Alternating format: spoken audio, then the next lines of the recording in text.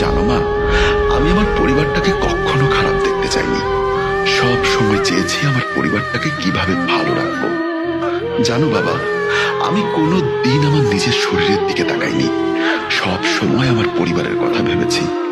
তোমার কথা ভেবেছি, মায়ের কথা ভেবেছি, ভাইয়ের কথা ভেবেছি, আর ভেবেছি আমার ছোট বোনটির কথা। কিন্তু তোমরা কেউ কখনো আমার কথাটা ভাবনি। ভেবেছে আমার ওই পিচ্চি বোনটা। আচ্ছা মা, শুনেছি সন্তান কষ্টে থাকলে নাকি মায়েরা বুঝতে পারে। কই, তুমি তো কখনো বুঝতে পারোনি আমার কখন মন খারাপ থাকে। কিন্তু আমার ওই পিচ্চি বোনটা ঠিকই বুঝতে পেরেছে। মা, আমি কি আসলে তোমার নিজের সন্তান নাকি কুড়িয়ে পাওয়া সন্তান? জানো মা, আমি যখন প্রবাসী ছিলাম তখন যত টাকা ইনকাম করেছি সব তোমাদেরকে পাঠিয়েছি। আমি নিজের জন্য কিচ্ছু রাখিনি। বিশ্বাস করো, আমার তো ঠিকঠাক মনেও পড়ে না কবে দুমুঠো ভালো খাবার খেয়েছি। ভেবেছিলাম বাড়িতে এসে তোমাদের সাথে একসাথে বসে দুমুঠো ভালো খাবার খাবো।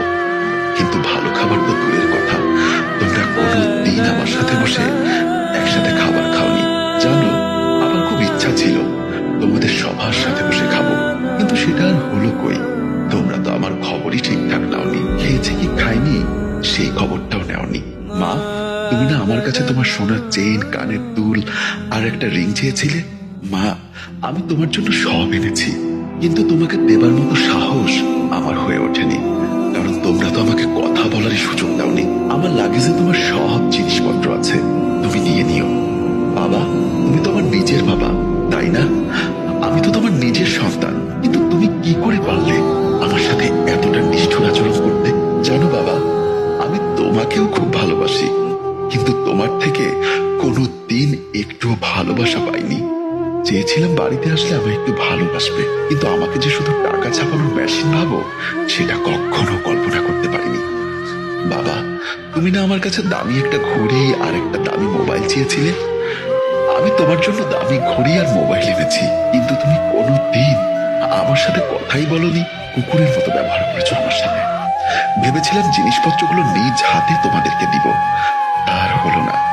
বাবা, তোমার দামি ঘড়ি আর তোমার মোবাইলটা আমার লাগেজেই আছে, তুমি নিজ হাতে বের করে নিও।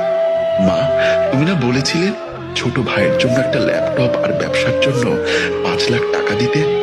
মা, আমি ওর ল্যাপটপ আর 5 লাখ টাকাও এনেছি, আমার বালিশের নিচে রাখা আছে। বালিশটা সরিয়ে ওগুলো সুমনকে দিয়ে দিও। কিন্তু আমার নিজ হাতে তো আর দেওয়া হলো না, তাই তোমরাই দিয়ে দিও। বাবা, তুমি না বলেছিলে আমার ছোট বোনের বিয়ের জন্য ওর সোনার চুড়ি, কানের দুল, হাতের বালা,